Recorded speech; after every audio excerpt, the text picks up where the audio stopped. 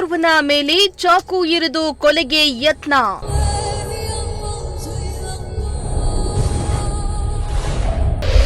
ಹಳೆ ದ್ವೇಷ ಅಥವಾ ಅನೈತಿಕ ಸಂಬಂಧ ಶಂಕೆ.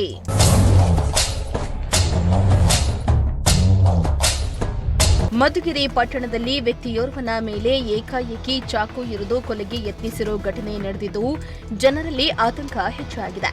ಮಧುಗಿರಿ ಪಟ್ಟಣದ ಡೂಮ್ ಲೈಟ್ ಸರ್ಕಲ್ ಬಳಿ ಆಂಜನೇಯ ಸ್ವಾಮಿ ದೇವಸ್ಥಾನದ ಬಳಿ ನಿನ್ನೆ ಮಠಮಠ ಮಧ್ಯಾಹ್ನವೇ ವ್ಯಕ್ತಿಯೋರ್ವ ಚಾಕು ಇರಿದು ಕೊಲೆಗೆ ಯತ್ನಿಸಿದ್ದಾನೆ.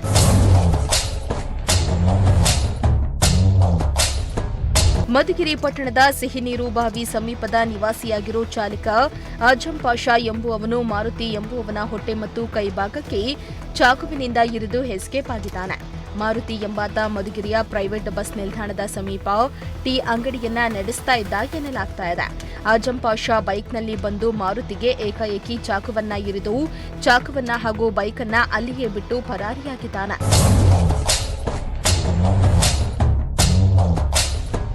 ಚಾಕು ಇರಿತದಿಂದ ತೀವ್ರ ಗಾಯಗೊಂಡಿರೋ ಗಾಯಾಳು ಮಾರುತಿಯನ್ನ ಮಧುಗಿರಿಯಲ್ಲಿಯೇ ಪ್ರಾಥಮಿಕ ಚಿಕಿತ್ಸೆಯನ್ನ ಕೊಡಿಸಿ ಬಳಿಕ ಹೆಚ್ಚಿನ ಚಿಕಿತ್ಸೆಗೆ ತುಮಕೂರಿನ ಜಿಲ್ಲಾಸ್ಪತ್ರೆಗೆ ದಾಖಲಿಸಿ ಚಿಕಿತ್ಸೆಯನ್ನ ನೀಡಲಾಗ್ತಾ ಇದೆ.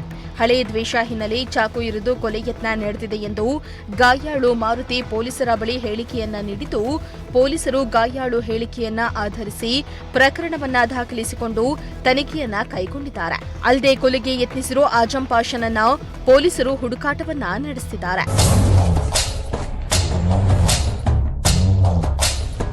ಇನ್ನು ಘಟನಾ ಸ್ಥಳಕ್ಕೆ DYSP G Manjunatha, CPI Hanumantharayappa, PSI MS Chandrashekar ಹಾಗೂ ಸಿಬ್ಬಂದಿ ಭೇಟಿಯನ್ನ ನೀಡಿ ಪರಿಶೀಲನೆಯನ್ನ ನಡೆಸಿದ್ರು. ಅದೇನೇ ಆಗಲಿ, ದ್ವೇಷ ಇದೆ ಎಂದು ಈ ರೀತಿಯ ಚಾಕು ಚುಚ್ಚಿ ಕೊಲೆಗೆ ಯತ್ನಿಸಿರೋದು ಸ್ಥಳೀಯರಲ್ಲಿ ಆತಂಕವನ್ನ ಸೃಷ್ಟಿಸಿದೆ. ಸಿರಾಜ್ ಅಹಮದ್, ಪ್ರಜಾಶಕ್ತಿ ಟಿವಿ, ಮಧುಗಿರಿ.